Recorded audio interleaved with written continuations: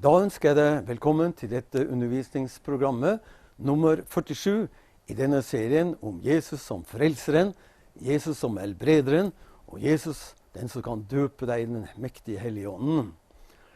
Det programmet som vi skal se på i dag, det er helbredelse i nattverden. Og for deg som ikke kjenner meg, så er mitt navn Per Henriksen, og jeg ble frelst som 14-åring. Jesus forandret totalt mitt liv. Jeg hadde store problemer med angst, med frykt, med pollenallergi, migreneplager, og var veldig redd for å dø. Men så fikk jeg møte denne fantastiske mannen Jesus. Han forandret hele mitt liv, og jeg er så utrolig glad for hvem han er og hva han har gjort i mitt liv. Før så kunne jeg slå meg på tommelen og banne så jeg fresa. Jeg var ikke ferdig på en halvtime, og enda freste meg inni meg noe ondt.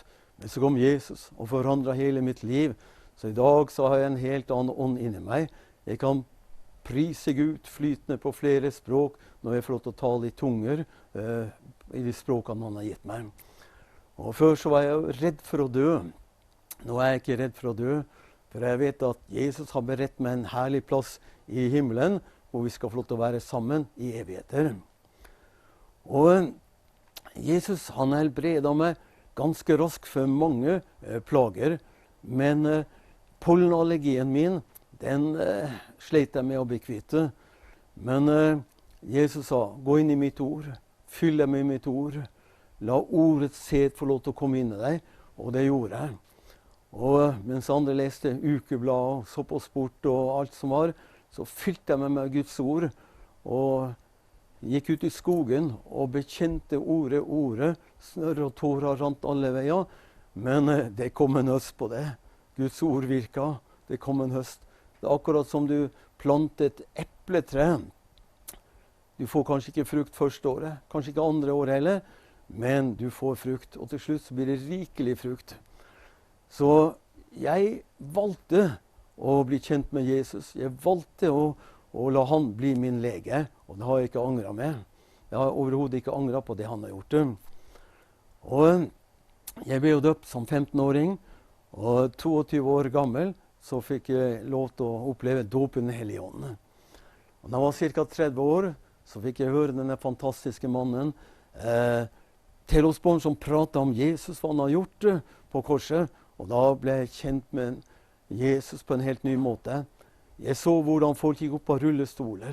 Jeg så hvordan all slags sykdommer måtte bøye kne for Jesu navnet. Og jeg ble veldig ivrig å bli mer kjent med han. Så fikk jeg lov til å være med og lage ca. 300 videoprogrammer, hvor vi tok opp kristne møter og delte det ut. Det var lenge før internett og YouTube og alle de kanalene var kommet. Så fikk vi lov til å være med og lage TV-programmer, og vi intervjuet folk som hadde opplevd sterke mirakler med Jesus. Så laget vi ca. 500 kristne TV-programmer, hvor vi spredde ut evangeliet og gjorde Jesus enda mer kjent. Og nå har jeg fått vært med i mange sammenhenger og spredd ut Jesu navnet. Og jeg har liksom tenkt på, hva er det som har funket? Hva er det som har gjort at mennesker har kommet igjennom til at blinde får syne, at lamme blir helbredet, og at sterke mirakler skjer. Hva er det som funker? Og har funnet ut at det er en helligåndskraft som funker. Men den hellige ånd, han stadfester ordet når Jesus blir opphøyd. Så den sammenheng, der Jesus blir opphøyd, der Jesus blir stor, der skjer det mirakler og tegn og under. Og jeg har fått vært med nå som kristen i over 55 år. Jeg er jo en 52-modell, og 14 år gammel så ble jeg kristen. Og jeg har vært levende opptatt med hvem er Jesus, hva han har gjort for oss, og hvordan kan vi dra nytte av det han gjorde. Så jeg har vært med og sett blinde har fått syne. 5 blinde har vi bedt for i Romania. Alle 5 fikk synet tilbake. 2 var blindfødt, eller hadde aldri sett før, og Jesus ga dem syn. Jeg har fått sett at de som aldri har hørt før, Jesus har åpnet opp deres ører, og de har fått hørt. Jeg har sett sukkersyke pasienter har blitt kvitt sukkersyta si, eller denne diabetesen. Og det er kraft i navnet Jesus. Og det er det vi skal se på nå, hvordan Jesu navnet er kraftig, og hvordan Jesu blod er kraftig. Og når jeg spoler tilbake min livsrevy og ser på alle de miraklene som Jesus har gjort når vi har bedt, så har det gått tilbake på det kraftige Jesu navnet og det kraftige Jesu blod. Så derfor skal vi ha litt undervisning nå på helbredelse i nattverden. Og jeg har opplevd at utrolig mange mennesker har fått helbredelse når de ser hvem Jesus er og hva han har gjort. Så mitt inderlige ønske er at du som ser dette programmet, at du kan få se mannen Jesus. Da vil du få tak i livet. Jesus er livet, og han skal hjelpe deg. Han kom for å hjelpe deg. Når Israelsfolket i Egypten, forut i ørken, så fikk de problemer hvor de klaga på Gud og klaga på Moses og var lei den her uslige mannen. Og så sendte Gud serafslanger inn i landet. Og de kom til Moses og sa, Moses, hva gjør vi? Folket dør, de visner. Og da sa Moses, sett opp en kopperslange. Så hver den som ser på denne kopperslangen, dem skal bli i livet. Og Moses fulgte Guds instrukser, og når de så på kopperslangen, så ble det livet. Og det er det vi skal se på, liksom Moses opphøydet denne kopperslangen i ørkenen, slik at hver den som så på den fikk helbredelse, fikk livet i gave. Så skal vi se på hvem Jesus er og hva han har gjort det. Så det vi skal se på nå, det er Jesus som kan hjelpe deg. Jesus som kan fylle deg med den hellige ånd. Jesus som kan løse det du ønsker skal bli løst i ditt liv. I Johannes åpenbaring, i kapittel 3, vers 20, så sa Jesus, se, jeg står nå for døren og banker. Og da er det hjertedøra di han står og banker på. Om noen hører min røst og åpner opp denne hjertedøra, så vil jeg gå inn med han og holde nadvær med ham og han med meg. Og det er det vi skal gjøre nå, hvor du kan få se litt i det Jesus har gjort for deg. Lukas fortalte om dette. Han sa, da timen var kommet, så satt alle disiplene til bords sammen med Jesus. Og Jesus sa til dem, jeg har inderlig lengtet etter å ha det her fellesskapsmåltidet med dere. Og jeg har inderlig lengtet å ete dette påskelammet med dere før jeg lider. Og jeg har liksom tenkt på, hvorfor ville Jesus at vi skal minnes det han har gjort? Hvorfor hadde han en sånn hjertelig lengsel etter at de skulle få lov til å ete dette påskelammet sammen? Jo, han ville proklamere hva som skulle skje på forhånd. Og Jesus vil at vi skal ha troen på det han har gjort. Det er en Guds lov som sier at det du kan tro, det er ditt. Og troen, den kommer av forkynnelsen, og forkynnelsen er Kristi ordet. Så vil du ha sterk tro, så hør på Kristi ord.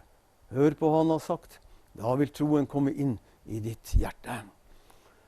Så når disiplene satt sammen med Jesus, så sier Lukas videre, og Jesus han tok nå et brød, så takket han det her for det brødet, og så ga han dem det. Og så sa han, dette her er mitt legeme, som gis for dere. Gjør dette her til minne om meg, sa han. Og på samme måte så tok han også kalken etter at de hadde spist. så sa han, denne kalken en nye pakt i mitt blod som utgytes for dere. Og så mens de åt, så tok bare Jesus brødet og velsignet det, og så ga dem til disiplene og sa, ta og et dette, dette mitt legeme. Og Matteus sa det også, at Jesus tok en kalk, og han bare takket for kalken, og så ga han disiplene det, og så sa han, drikk alle derav. For dette mitt blod, det nye pakts blod, som utgytes for mange til syndenes forlatelse. Og uten at blod blir utgytt, så får vi ikke syndsforlatelse. Og Johannes han beskrev det kanskje enda sterkere hva som skjedde i den åndelige verden. Han sa i Johannes 6, Jesus proklamerte, jeg livets brød. Deres fedre, dere åt manna i ørkenen, og de døde. Men Jesus sa, dette brød som kommet ned fra himmelen, og for at dere skal ete av det, og dere skal ikke dø. Jesus det levende brødet. Og han har kommet ned fra himmelen, og han har gitt oss evig liv ved at han har gitt sitt legeme og sitt blod på korset. Og Jesus sa det, her kommer en hemmelighet som du skal få med deg. Han sa, sannelig sier dere, dersom dere ikke eter menneskesønnens kjød, og hvis dere ikke drikker hans blod, så har dere ikke liv i dere. Nå går ikke det på det fysiske som en kannibal som skal ete et legeme og drikke blod. Nei, det ikke det Jesus sa. Dette et åndelig bilde. På samme måte som du oppslukt av noe, så det akkurat som du eter det. Og det det Jesus vil at vi skal gjøre. For han sa, den som eter mitt kjød, og så drikker mitt blod, han har evig liv. Og jeg skal oppreise han på den ytterste dagen. For mitt kjød, altså legemet til Jesus, det i sannhet mat, og mitt blod, det i sannhet drikke. Jesus sa det, den som eter mitt kjød og drikker mitt blod, ja, han blir i meg, og jeg blir i ham. Så vil du ha seier i ditt liv, så forstå hva Jesus har gjort på Golgata, og takk han for det. Og Jesus sa det, dette brød som kommet ned fra himmelen, ikke les som fedrene åt, og så døde, men dette brød som gir evig livet. Og jeg har liksom fundert og tenkt litt på det her med Jesus, han visste jo hva som skulle skje.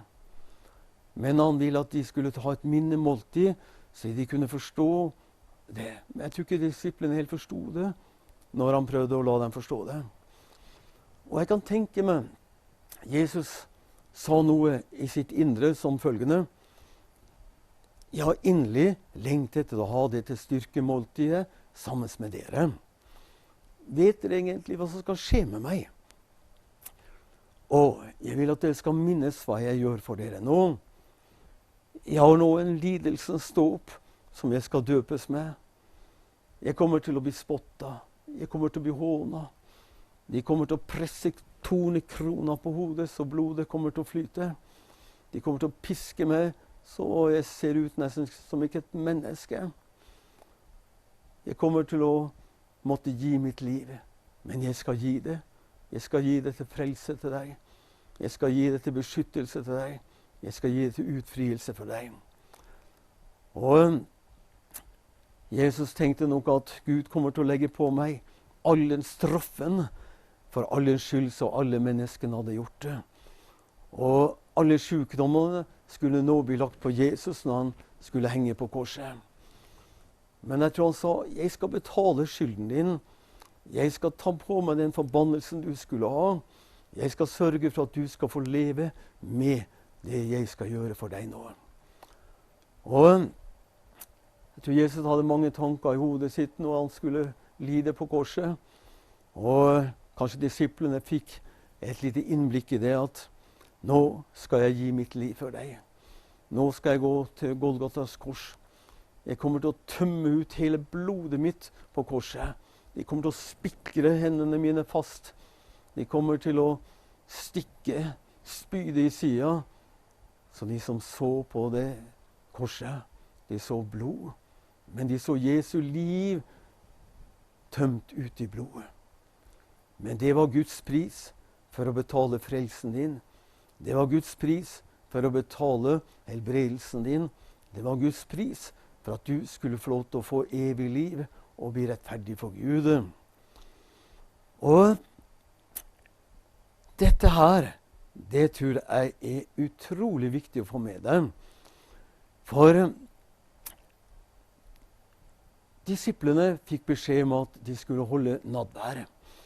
Og det står i Apostelgjerningen 2,42 at og de trådte rolig fast på apostelens lære, ved samfunnet, de kom sammen, og ved brødsbrytelsen og ved bønnene. Og her er en hemmelighet. Det Jesus har gjort for deg, det vinner du seier ved. Og jeg har sett det fra min erfaring. Vi har sett kreftsyke ha blitt helbredet. Vi har sett lammet ha fått førlighet tilbake. Vi har sett blinde ha fått syn. Og vi har sett uhelbredelige sykdommer ha blitt knust under våre føtter.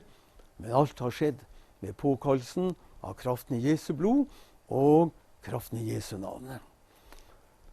Og en mann som heter William Carey, han ble jeg litt kjent med. Han er en indisk pastor, har flere menigheter som han er pastor for. Han fortalte når han var her i Norge på et sommerstevne. Kona hans fikk store problemer med nyrene. Og det viste seg at hun ble bare dårligere og dårligere og ble sengeliggende.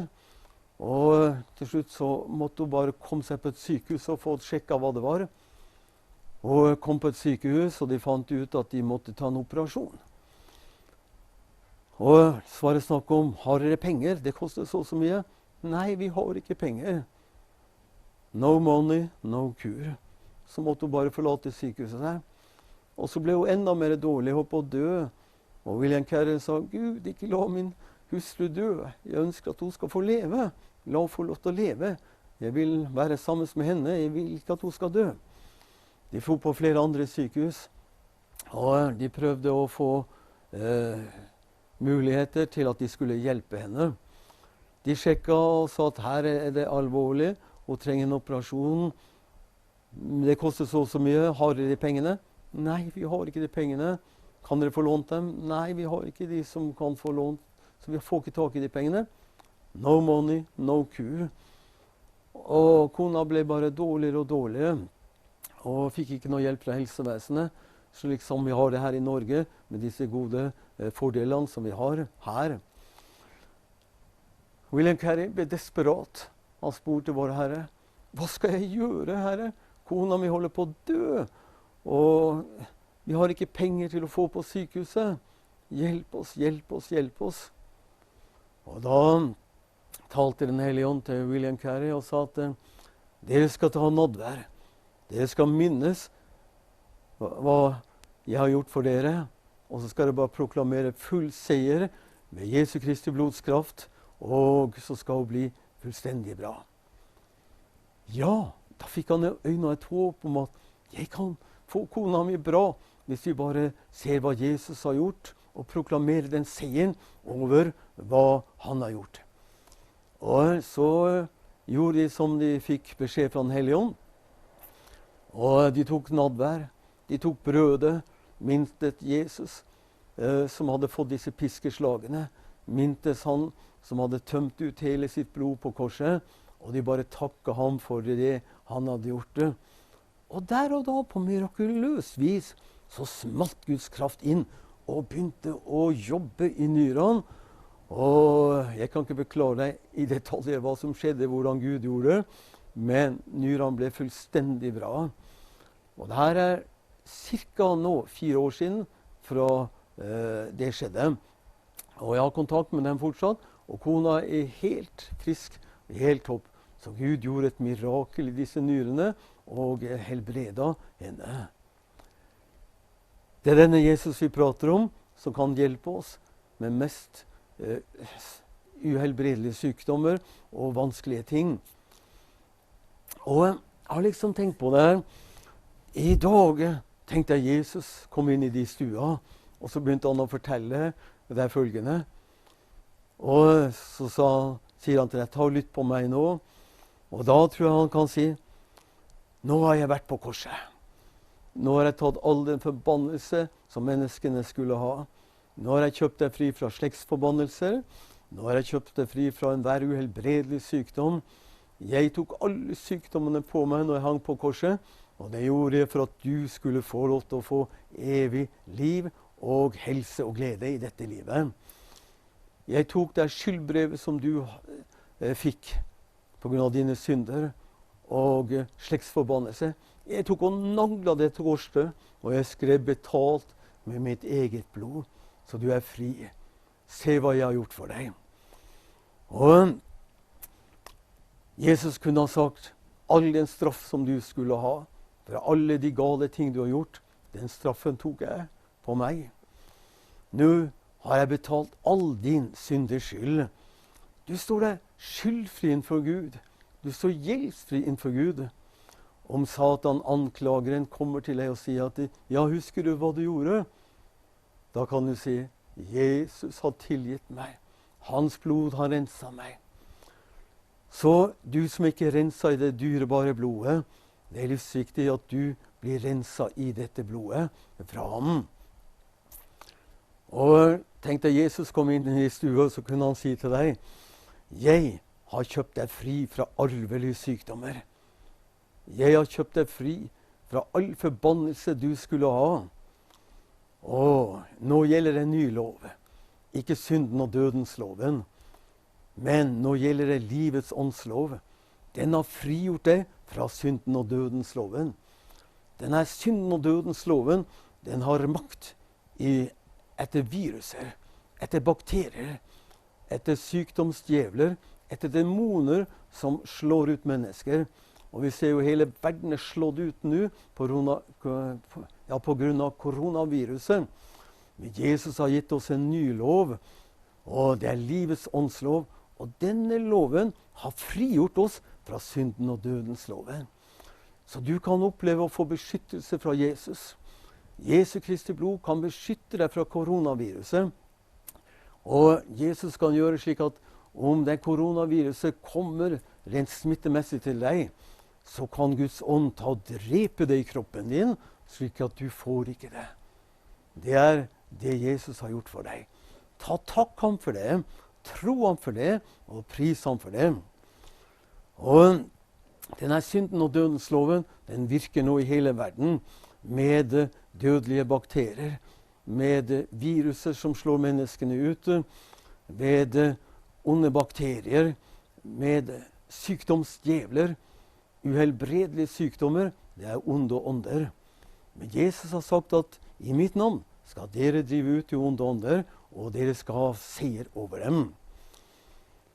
Og Jesus kunne ha gått videre og sagt at du skjønner, Gud, han tillot meg å bli knust da jeg hang på korset. Han knuste meg med alle verdens synder. Han knuste meg med alle verdens sykdommer. Men dette gjorde jeg for at du skulle slippe å bli knust med dem. Det er herlig hva Jesus har gjort. Så du skal takke ham og prise ham for det han har gjort. Og du skal få oppleve at han skal få lov til å hjelpe deg. Og Jesus, han vil gjøre fantastiske ting i ditt liv også. Ikke gå og frykte dette koronaviruset, men la Jesus få lov til å gi deg full beskyttelse. Du vet, dette blodet som strømmer i kroppen vår, det gir oss beskyttelse mot inntrengende. Så immunforsvaret vårt, det tar i tu med viruser og bakterier som ikke skal være her. Men i den åndelige verden så tar Jesu Kristi blod og renser oss fra det onde, slik at vi kan stå der fri. Så du som ønsker at Jesu Kristi blods kraft skal hjelpe deg, så skal vi ta be nå til slutt her. Og du vet, det dyrebare blodet Jesus ga på korset, det har funksjon at det kan rense deg. Ja, det kan helliggjøre deg. Og det kan gjøre at det kan beskytte deg ifra det onde. Og det kan også gjøre at du kan bli befridd fra onde ting. Så vi ber sammen her helt til slutt på sendingen. Og du som har lyst til at Jesu Kristi blods kraft skal hjelpe deg i din sykdom, i ditt problem, legg bare hånda di på hjertet hvis du ønsker at Jesu Kristi blods kraft skal hjelpe deg. Ja, ønsker du at Jesu Kristi blods kraft skal hjelpe deg, så må du være lydig. Legg hånda di på hjertet ditt. Ja, gjør du det, så skal Jesu Kristi blods kraft hjelpe deg. Far, vi kommer nå til deg. Du ser de som har lagt sin hånd på sitt hjerte, som ønsker at Jesu Kristi blods kraft skal hjelpe dem til renselse og til beskyttelse. Takk, far, for at du gjør noe i disse menneskene som har vært lydige og lagt hånda si på sitt hjerte, som et tegn på at jeg vil ha Jesu Kristi blods renselse i mitt liv. Jeg vil ha Jesu Kristi blods beskyttelse over mitt liv. Jeg vil ha beskyttelse mot koronaviruset. Jeg vil ha beskyttelse mot onde sykdommer. Jeg vil ha beskyttelse mot ulykker. Ja, bare takk ham nå for at han gir deg sin beskyttelse. Far, du ser de som har lagt sin hånd nå på sitt hjerte. Takk for at du velsigner dem med Jesu Kristi blodskraft. Ja, far, vi befaler Jesu Kristi blodskraft å flyte inn i deres liv nå. Ja, far, takk for at du renser disse menneskene som har lagt sin hånd på sitt hjerte. Takk for Jesu Kristi blod går ut til renselse nå inn i ditt åndelige liv. Takk for Jesu Kristi blod går ut til beskyttelse mot koronaviruset. Du skal ikke frykte for koronaviruset. Det skal ikke slå deg ut. Si bare høyt, takk Jesus for din beskyttelse. Takk for Guds ånd kommer til å drepe dette viruset i kroppen min om det skulle komme til meg. Takk Gud, for du har gitt oss den beste vaksinen, og det er troen på Jesu Kristi blod som dreper koronaviruset om det måtte komme til meg som en smittsom plage. Ja, tro på den Herre Jesus, og du skal få oppleve at han skal mektig beskytte deg. Han skal mektig hjelpe deg videre. Vi kommer tilbake til mange flere undervisningsprogram om kraften i Jesu blod. Jeg har opplevd at utrolig mange mennesker har blitt satt fri på grunn av kraften i Jesu blod. Og du har bare fått en liten smakebit av det her. Det er et studie hvor du kan bruke hele din hele tiden din, og enda har du bare fått noen få smakebiter. Men vi har sett at kreft har gått på grunn av kraften i Jesu blod. Vi har sett at ånder måtte forlate mennesker. Mennesker som har hørt røster i alle varianter, de har blitt fri på grunn av kraften i Jesu blod. Og mennesker som er forlamma i armene, plutselig har Guds kraft kommet over dem, og de ble satt i frihet. Mennesker som har diabetes, diabetesen måtte bøye seg for kraften i Jesu blod, når vi har erklært kraften i Jesu blod. Så vi kommer tilbake til flere undervisningsprogrammer om kraften i Jesu blod. Du har fått en liten smakebit. Og har du mulighet til å ta nadvær, så les hva som står i Guds ord. Så skal du få se at den skal gi deg et styrkemåltid. Den kommer til å gi deg tro og hjelp. Så takk for nå.